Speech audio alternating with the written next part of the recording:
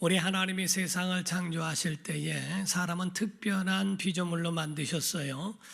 그러므로서 짐승은 육체로 살다가 이 세상을 마치는 날 흙으로 돌아가는 것이고, 천사들도 하나님이 지으셨지만은 천사들은 영적인 존재로 지으셔서 육이 없는 그런 영적 존재이죠. 물론 초월적인 능력이 있어서 잠깐 동안에 사람으로 나타나고 그렇게 보여주다가 사라지기도 하는 것이 천사의 능력입니다.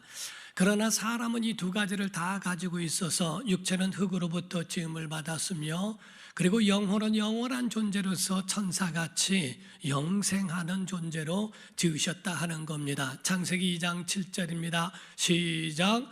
여호와 하나님이 땅의 흙으로 사람을 지으시고 생기를 그 코에 불어넣으시니 사람이 생명이 되니라. 아멘. 이러므로 사람은 육체를 가짐으로 시한적인 존재도 있고, 그리고 생기를 불어넣으심으로 영혼이 있어 영생하는 존재가 되게 하셨다는 겁니다. 그럼으로써 우리의 모든 살아가는 삶이 짐승처럼 살아가는 것 같아도 그렇지 않습니다. 내세가 있고 이 세상 마치는 날에 그 영혼이 돌아갈 영생의 길이 있느냐, 아니면 영벌에 가는 형벌만 남아있느냐, 이것이 죽은 후에는 내세에서 결정이 되어지게 된다 하는 겁니다. 그러므로 여러분과 저는 이 땅에 신앙생활을 왜 합니까? 짐승처럼 살다가 육체로 끝날 것 같으면 우리가 신앙생활이 큰 의미가 없을 거예요. 그러나 내세가 있기 때문에 자기 영혼을 위하여 준비하고 그 영혼을 위하여 살아가야 할 이유가 바로 여기에 있는 겁니다. 우리가 한 가지 알아야 되시는 것은, 우리가 육체라고 하는 것은 영혼을 담는 그릇으로 봐야 하고요, 영혼은 성령님을 모시는 성전으로 보는 겁니다. 그릇이라 이 말이지요. 그러므로 육체라고 하는 것이 깨져버리면 영혼이 끝이 나고 모든 기회가 상실돼 버리고 말지만, 그리고 육체가 끝나는 날 영혼도 끝이 남과 동시에 그 영혼이 만약에 하나님을 영접하거나 은혜가 없고 바로 성령의 역사하심이 없는 빈집이라면, 그렇다면 그 영혼도 흉가같이 되어져서 멸망을 받을 수밖에 없는 존재가 된다고 하는 겁니다. 그러므로 성경은 우리에게 말씀합니다. 고린도전서 3장 16절입니다. 시작. 너희는 너희가 하나님의 성전인 것과 하나님의 성령이 너희 안에 계시는 것을 알지 못하느냐. 그러므로 성령이 너희 안에 계시는 것을 너희가 알지 못하느냐 라는 말씀을 합니다. 마태복음 12장 43절 44절에는 이런 말씀이 있어요. 더러운 귀신이 사람에게서 나갔을 때 물 없는 곳으로 다니며 쉬기를 구하되 쉴 것을 얻지 못하고 이에 이르되 내가 나온 내 집으로 돌아가리라 하고 와보니 그 집이 청소되고 수리되었는데 그 앞에 비었다라고 되어 있습니다. 비고 청소되고 수리되었다. 그 집에 은혜가 없다는 거죠. 하나님 말씀이 없고 성령의 역사하심이 없으면 흉가가 되어져서 자기보다 더 악한 귀신 7을 데리고 들어가 더 그 형편이 어려워지도록 만들었다고 말씀을 합니다. 바로 우리의 육체가 깨지면 영혼의 기회를 상실하고 영혼이 비어있고 흉가가 되어지면 바로 이와 같이 정말 빈집에 아무런 의미 없는 삶이 되어질 수밖에 없다는 것을 말씀을 합니다. 그러므로 사랑하는 성도 여러분, 우리의 영혼도 거룩하고 소중하며 우리의 육체도 하나님이 우리를 구별하사 우리를 소중하게 만드셨다는 것. 창세기 1장에만 보더라도 하나님이 세상을 창조하시고 사람을 지으셨을 때에 사람에게 복 주시고 온전하게 하시고 하나님이 보시기에 좋았더라 라고 말씀을 하십니다. 그러므로서 여러분과 저는 하나님 보시기에 좋은 온전한 사람으로 지음을 받았더라 하는 거지요. 우리를 결격사유로나 우리가 어떠한 부족한 부분이 아니라 연약하지만 하나님을 의지하는 믿음의 사람으로서 온전하게 살아갈 수 있도록 우리에게 육체도 부여하시고 우리의 영혼도 부여해 주셨다는 말씀을 하고 있습니다. 그러므로 여러분과 저는 잊지 말아야 될 것은 이 영혼도 육체도 관리해야 할 의무가 있다고 하는 겁니다. 하나님의 계획대로 이 세상에 왔으니 우리는 영과 혼과 육이 전인적으로 건강한 신앙생활과 이 세상에 사는 날 동안에 그런 모든 삶을 살아가야 하는 존재라는 것을 잊지 말라는 겁니다. 그러므로서 하나님이 여러분을 지으셨을 때 온전케 하셨으니 우린 온전한 사람으로 살아가고 영적 사람으로 살아가는 것은 우리를 지으신 하나님의 뜻이기도 하고, 그리고 하나님께 대한 예의이기도 하고, 가정의 예의, 부모에 대한 예의, 그리고 우리를 사랑하는 모든 사람들에게 대한 예의와 같다고 하는 겁니다. 사랑하는 성도 여러분, 오늘 본문 말씀에는 어떤 말씀이 있습니까? 누가복음 2장 52절입니다. 시작. 예수는 지혜와 키가 자라가며 하나님과 사람에게 더욱 사랑스러워 가시더라. 여기서는 네 가지로 구분할 수 있습니다. 첫 번째, 예수 그리스도에 대하여 지혜가 자랐다라고 말씀하고 키가 자랐다라고 말씀합니다. 그리고 하나님께 사랑받고 사람에게도 사랑받으셨다라고 사랑스러워 가시더라라고 말씀을 합니다. 이 가운데는 네 가지에 대하여 말씀해요. 지혜가 자랐다는 말은 정서적인 혼적인 것을 말합니다. 키가 자랐다는 말은 것은 신체적인 것을 말합니다. 그리고 하나님과 영적인 겁니다. 그리고 사람에게 사랑스러워 가시더라, 사회성까지도 모든 것이 이와 같이 건강하셨다는 것을 말씀을 합니다. 그러므로 우리가 이 땅에 사는 날 동안에 한쪽으로 치우치지 말라는 거예요. 데살로니가전서 5장 23절입니다. 시작. 평강의 하나님이 친히 너희를 온전히 거룩하게 하시고 또 너희의 온 영과 혼과 몸이 우리 주 예수 그리스도께서 강림하실 때 흠없게 보존되기를 원하노라. 아멘. 우리의 영혼만이 아닙니다. 너희의 영과 혼과 몸이라고 말씀한 것처럼 우리의 모든 전인적으로 모두가 다 흠없이 보존되어져 관리되어져서 하나님 앞에 서기를 원한다라고 사도 바울 데살로니가 교회에 그렇게 권면하고 있다 하는 겁니다. 사랑하는 성도 여러분, 예수님이 이 땅에 계실 때 가장 많이 한 사역이 뭡니까? 살리고 키우고 고치는 일이었습니다. 많은 병든 자들을 고쳐주셨고 귀신에게 눌린 자들에게 쫓아내주심으로써 온전케 하는 그 일들을 가장 많이 하셨더라 하는 거죠. 영혼이든 육체이든 간에 하나님이 주신 것으로 우리가 살아야 하는 것, 그리고 영적 건강, 모든 삶의 건강한 것 하나님의 뜻인 줄로 믿습니다. 하나님이 이와 같이 지으셨을 때 사람은 이와 같이 하나님 주신 것으로 살아야 하건만 타락하여 선악과를 먹었고 하나님께로부터 근본된 토지를 갈게 하도록 그렇게 쫓김을 받은 바가 되었습니다. 그러나 하나님은 그들을 버리지 않으셨어요. 긍휼에 풍성하신 하나님은 인류를 버리지 아니하시고 그 가운데 하나님은 끝없이 개입하시는 것을 보게 됩니다. 노아에게 개입하셔서 다 멸망한다 할지라도 노아의 가정은 살리셨고 아브라함의 가정을 살리셨고 다윗을 뽑으셨으며 그의 백성들을 끝까지 바로 지키시는 모습을 보게 됩니다.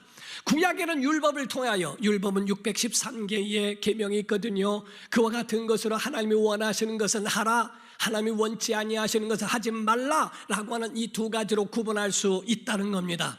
248개는 하라, 365가지의 계명은 하지 말라. 그거를 축소한 게 10계명이죠. 10계명을 보면 뭐라고 말씀합니까? 여기서 말라 하라 이런 말씀으로 여러분이 같이 화답해 주시면 감사하겠습니다. 나 외에 다른 신을 내게 두지 말라. 너를 위하여 우상 만들고 거기 절하지 말라. 내 여호와 이름을 망령 때 일컫지 말라. 안식일을 기약하여 그날을 거룩히 하라, 지키라. 내 부모를 공경하라. 살인하지 말라. 간음하지 말라. 도적질하지, 거짓 증거하지, 탐내지 말라. 전부가 하라 말라로 10계명이 있고 전부가 613가지의 계명도 이와 같이 우리의 영과 혼과 육이 되어지지 않는, 손해를 보고 해가 되는 것은 하지 마라. 그러나 유익된 것은 하라 라고 하는 복받는 것에 대해서 하라고 강력하게 하시는 말씀을 보게 됩니다. 신약에 와서도 마찬가지예요. 복음에 대하여 말씀하시고 예수 그리스도를 믿는 자들 알곡과 쭉자기를 말씀합니다. 심판과 영생에 대한 생명의 복에 대하여 말씀을 합니다. 그러므로 강력한 말씀은 고린도전서 3장 17절의 말씀입니다. 누구든지 하나님의 성전을 더럽히면 하나님이 그 사람을 멸하시리라. 하나님의 성전은 거룩하니 너희도 그러하니라 라고 말씀을 하십니다. 이와 같이 구약에도 하나님이 개입하셨고 신약에도 하나님이 개입하심으로 말미암아 그들의 사람들, 그들의 백성과 그들의 자녀들을 이와 같이 끝까지 보존케 하시는 하나님의 뜻이 그 안에 담겨 있더라 하는 겁니다. 사랑하는 성도 여러분, 사람에게는 영과 혼과 육이라는 것이 있죠. 각각의 그릇이 있어요. 육의 그릇이 있고 혼의 그릇이 있고 영의 그릇이 있는데 균형을 이루어야 한다는 겁니다. 먼저 물론 우선순위는 영적인 겁니다. 그러나 육적인 것에 대하여 배제하거나 그걸 무시한 일은 없어요. 우리 육체를 위하여 채워지기 위해서는 식물을 먹어야 됩니다. 우리가 먹고 마시고 하는 그런 모든 식물로 채워지는 것이 가장 우선이죠. 배고프면 아무것도 못해요. 배고프고 배가 채워지지 않으면 모든 걱정과 온통 모든 근심과 염려가 먹고 마시는 거에 있게 됩니다. 그러나 육체적인 것만 채워졌다고 해서 돈만 갖다 줬다고 다 되는 게 아닙니다. 두 번째가 정서적인 혼적인 것도 채워져야 한다는 거죠. 우리가 부부가 되어졌고 가정이 이루어졌다면 가정에서는 아내가 남편을, 남편이 아내를, 부모가 자녀를, 자녀가 부모를 공경하는 정서적인 것까지도 그 속에 따뜻한 말 한마디 또 친절과 배려, 양보, 사랑, 은혜 이 모든 것들이 정서적으로 그들에게 같이 배려해 주는 그 역할까지도 그 잔을, 그 그릇을 채워야 한다는 거거든요. 세 번째가 영적 그릇입니다. 예수님 말씀하기를 사람이 떡으로만, 육체는 이제 떡으로 채울 수 있어요. 그러나 하나님의 입으로 나오는 모든 말씀으로 채우는 것은 바로 그 영혼이라고 말씀하는 겁니다. 그러므로서 여러분과 저는 이와 같이 영과 혼과 몸이 전인적으로 건강하기를 주 이름으로 축원합니다. 그래서 고린도전서 6장 19절과 20절을 말씀했어요. 시작. 너희 몸은 너희가 하나님께로부터 받은 바 너희 가운데 계신 성령의 전인줄을 알지 못하느냐. 너희는 너희 자신의 것이 아니라 값으로 산 것이 되었으니 그런즉 너희 몸으로 하나님께 영광을 돌리라. 아멘. 구원받은 영혼은 여러분의 몸이 아니에요. 하나님의 것인 걸 믿으셔야 됩니다. 그러므로 너희는 값주고 산 것이 되었기 때문에 너희 몸을 흥청망청 낭비하지 마라. 하나님의 영광을 위하여 쓰임받아라. 여기서 몸이란 말은 영혼, 육 전체적인 모든 것들을 포함하고 있는 겁니다. 너희의 몸만이 아니라 너희의 모든 육체와 더불어서 육체와 영혼 모든 것들을 다 합하여 하나님 앞에 나아가기를 바로 온전히 해라. 한쪽으로 치우치지 말라는 겁니다. 여러분 자신을 균형 있게 만들어가야 할 필요가 있다는 거죠. 우리가 세계적으로 보면 유대인들은 굉장히 긍정적인 민족이라고 이야기를 합니다. 그래서 유대인들은 그 조금 있으면은 가스실에 끌려가 또 언제 죽을지 모르는 그런 상황에서도 감옥에 갇혀서도 유모를 같이 나눈 민족이라는 거예요. 유모의 그 탈무드의 명언집에 보게 되면은 탈무드에서 랍비들이 가르칠 때에 유대인들의 정서는요, 자기 부모가 세상을 떠나서도 한 달 이상 슬퍼하지 않는다는 겁니다. 왜냐하면 하나님이 모든 세상을 지으셨을 때 빛을 지으셨고 모든 것을 하나님은 희망을 주시고 소망을 주셨다는 거예요. 그 가운데 너무 암울하게 오랫동안 있는 거 하나님 뜻이 아니라는 겁니다. 그래서 부모가 돌아가셔도 정말 그 가운데 한 달 이상을 괴로워하지 아니하고 다시 그거를 자기 자신이 그거를 다시 회복해서 이끌어가는 사람, 그런 민족이기 때문에 가스실에서 죽어가는데도 그 가운데에 나는 지금 구름에 가려 태양은 볼 수 없으나 나는 구름 뒤에 있는 태양이 있음을 믿는다라고 하는 긍정적인 소망을 선포하는 이유도 바로 거기에 있었다 하는 겁니다. 사랑하는 성도 여러분, 여러분과 저는 영혼을 위하여 정말 하나님의 음성을 들어야 할 줄로 믿습니다. 하나님의 음성을 들면 살게 되어 있어요. 잘못된 세상의 소리와 욕심의 소리, 이상한 것, 자기 유익이라면 어떤 것, 옳은 것도 그르게 만들고 그른 것도 옳게 만들어버리는 그러한 세상의 소리에 너무 민감하지 마세요.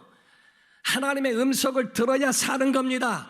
조용한 중에 말씀하시는 미세한 세미한 음성을 듣기를 주 이름으로 축원합니다. 델마 톰슨이라고 하는 사람이 있었습니다.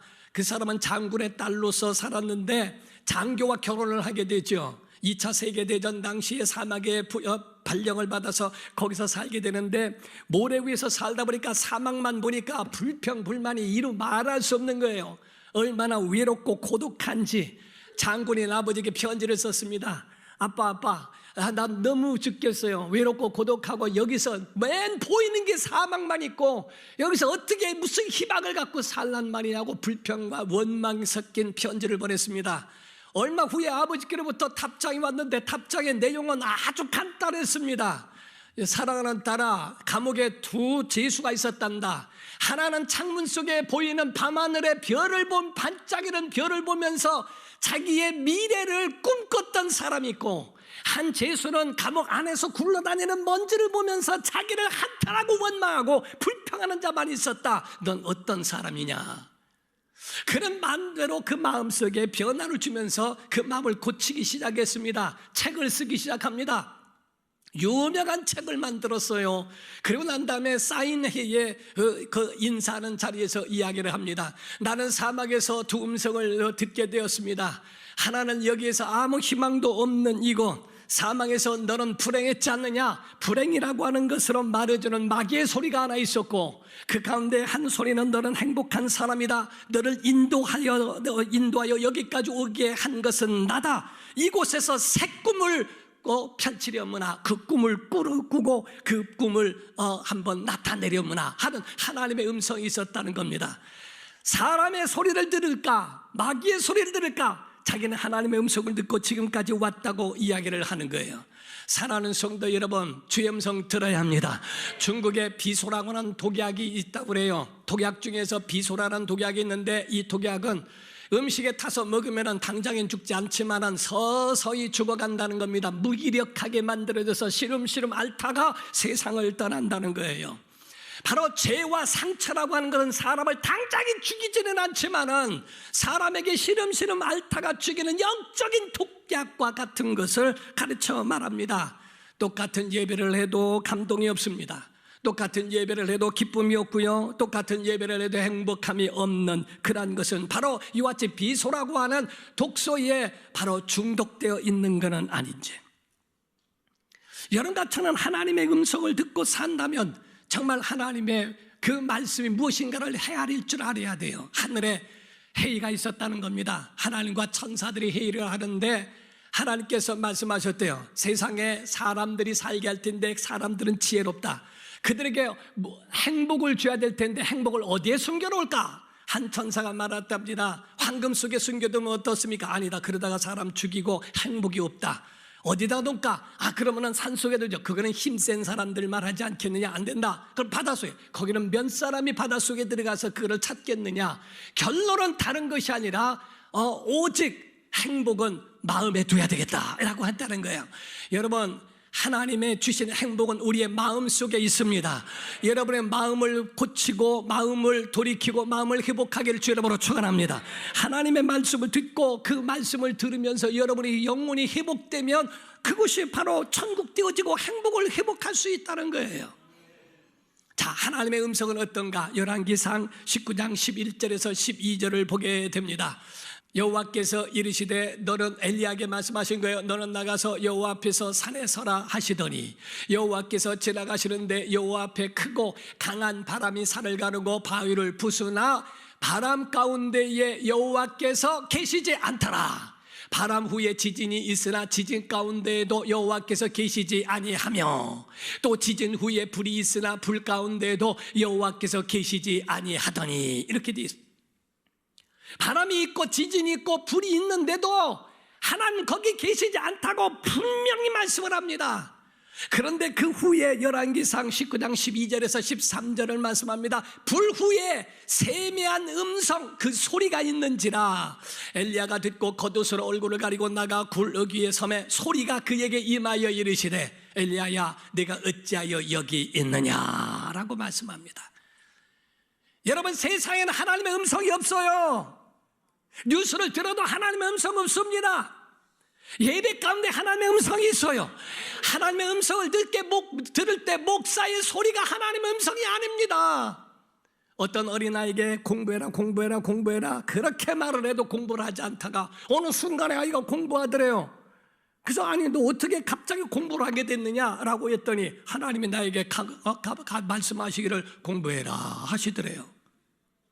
똑같은 사람의 소리를 들어도 하나님의 음성으로 들려질 때가 있어요. 목사의 음성을 들어도 하나님의 음성을 들으면 영혼이 살게 돼 있습니다. 그러나 목사의 말로 들릴 때는 전혀 감동도 없습니다. 기쁨도 그 안에 전혀 나타날 수가 없다 이거죠. 하나님의 음성으로 무엇을 들을까?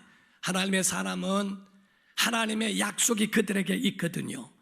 그래서 요한복음 5장 24절 25절을 보게 되면 내가 진실로 진실로 너에게 이르노니 내 말을 듣고 또 나 보내신 이를 믿는 자는 영생을 얻었고 심판에 이르지 아니하나니 사망에서 생명으로 옮겼느니라. 진실로 진실로 너에게 이르노니 죽은 자들이 하나님의 아들의 음성을 들을 때가 오나니 곧 이때라. 듣는 자는 살아나리라. 이래서 들으면 살게 되어 있습니다. 하나님의 음성이 들려오면 살게 되어 있다 이 말이에요. 자, 아멘 합시다. 막힌 건 뚫어집니다. 묶인 건 풀어집니다. 닫힌 문은 열려지게 되어 있고요, 아픈 건 치유되게 되어 있습니다. 그래서 성경에 이와 같이 하나님의 사람들에게 대하여 하나님이 나타날 때 내가 너에게 여호와 라파로 나타내 줄게, 치료하는 광선을 바라여 주리라 해서, 그래서 출애굽기 15장 26절에 말씀을 합니다. 이르시되 너희가 너희 하나님 나 여호와의 말을 들어 순종하고 내가 보기에 의를 행하며 내 계명에 귀를 기울이며 내 모든 규례를 지키면 내가 애굽 사람에게 내린 모든 질병 중 하나도 너희에게 내리지 아니하리니 나는 너희를 치료하는 여호와임이라. 여호와 라파라 라고 말씀합니다. 말라기 4장 2절입니다. 내 이름을 경외하는 너희에게는 공의로운 해가 떠올라서 치료하는 광선을 비추리니 너희가 나가서 외양간에서 나온 송아지같이 뛰리라. 이런 말씀하죠. 햇빛이 비춰지는 것처럼 하나님이 치료하는 광선을, 의로운 영적 해를 떠올리게 해서 하나님 우리를 치료하시는 치료의 하나님 여호와 라파로 나타내 줄게 하는 말씀이죠. 이사야서 30장 26절에는 더 강력한 말씀을 했어요. 여호와께서 자기 백성의 상처를 싸매시며 그들의 맞은 자리를 고치시는 날엔 어떤 일이 일어나는 줄 아니? 달빛은 햇빛같이 강렬해지고 햇빛은 7배가 되어 7날의 빛이 하나로 몬 것 같으리라 하는 말씀입니다. 강력한 하나님의 치료의 역사가 그들에게 임하는 줄로 믿으셔야 됩니다. 주님 만나면, 하나님의 동산에 오르게 되면 그곳이 같은 곳이 아니라, 같은 동산 장소가 아니라는 겁니다. 은혜 받으면 얼굴이 펴있게 돼 있어요. 여러분, 속담에 이런 말이 있습니다. 낙하산과 얼굴은 펴야 산다. 여러분, 얼굴이 펴야 됩니다. 지옥에서 출장 나온 사람들은 절대 은혜 받지 못합니다. 근데 은혜 받은 사람들은 신기한 일이 일어나는 거는요, 은혜 받으면요 다 용서가 돼요, 다 이해가 돼요, 다 넘어갈 수가 있어요. 은혜 받으면 그것이 다 그 속에서 막 일어나는 역사가 일어나요. 야곱이요, 처음에 갈 때는 혈연단신으로 라반 외삼촌 집에 올라갑니다. 그랬다가 나중에는 두 떼를 이루어요. 하나는 짐승 떼, 하나는 사람 떼. 거부가 돼서 내려옵니다. 그런데 하나의 가지고 있는 그 산이 있어요. 그거는 형이라고 하는 산이었습니다. 에서가 장정들을 데리고 온다는 이야기를 듣고, 야, 여기서 죽게 생겼구나. 그 가운데, 절망 가운데 있을 때 하나님 천사를 보내셔서 씨름을 하게 하십니다. 씨름을 하면서 막 움직이면서 나중에는 지게 되니까 야곱에게 이름을 부여합니다. 내 이름이 뭐냐? 야곱입니다. 야곱이 아니다, 이스라엘이라 할 것이다. 이스라, 열망이란 말이요, 하나님의 열망하여 이겼다라는 의미입니다. 이스라엘이라는 이름을 받게 된 다음에 그가 정말 이제 모습이 달라져요. 마음이 달라지고 얼굴이 달라지기 시작합니다. 그 얼굴이 환해지기 시작했어요. 창세기 32장 29절에서 31절입니다. 야곱이 청하여 이르되 당신의 이름을 알려주소서. 그 사람이 이르되 어찌하여 내 이름을 묻느냐 하고 거기서 야곱에게 축복한지라. 그러므로 야곱이 그곳 이름을 뭐라? 브니엘이라 하였으니 그가 이르기를 내가 하나님과 대면하여 보았으나 내 생명이 보존되었다 함이더라. 그가 브니엘을 지날 때 해가 돋았고 그의 허벅다리로 말미암아 절었더라, 이렇게 말씀했어요. 브니엘이란 말은 하나님의 얼굴이란 뜻이에요. 하나님의 얼굴이에요. 지금까지 태양은 계속 떠왔지만은 그 태양이 아니라는 거예요. 하나님과 만난 다음에는 그 태양도 하나님의 얼굴이 되더라 이 말이죠. 오늘 그런 예배가 되기를 주 이름으로 축원합니다. 여기서 하나님의 얼굴을 배우는 그 얼굴의 모습이 우리 속에서 나타나야 한다 하는 거예요. 어떤 목사님이 기도원에 갔는데요, 기도원에 가서 은혜를 얼마나 받았는지, 은혜 받고 난 다음에 고향으로 내려가려고 왔는데 기차를 탔는데 옛날에는 연착이 엄청 많았거든요. 어떤 땐 연착이 1시간, 2시간 동안에 막 연착을 하는데 사람들은 왜 열차가 안 가느냐고 막 그냥 불평불만하는데요. 이분은 상관이 없어요. 은혜 받고 나니까 뭐 1시간이 됐던 2시간이 됐던 하루가 지나도 상관이 없더라는 거예요. 열차가 출발해서 가는 도중에 당당 하는 소리도 다 은혜의 소리로 들리고 찬송 소리도 들리더라는 거예요. 여러분, 은혜 받아야 삽니다. 은혜 받아야 삽니다. 주의 음성 들어야 삽니다. 여러분 모두가 다 정말 은혜 받은 심령으로 태양을 보더라도 그냥 태양이 아니라 정말 하나님의 얼굴로 보여지는 분열같이 여러분 전인적으로 육체도 건강하고 정서적으로도 건강한 가정, 그리고 정말 영적으로도 하나님의 음성을 듣는 전인적 건강한 영적 신앙인 되기를 예수 이름으로 축원합니다.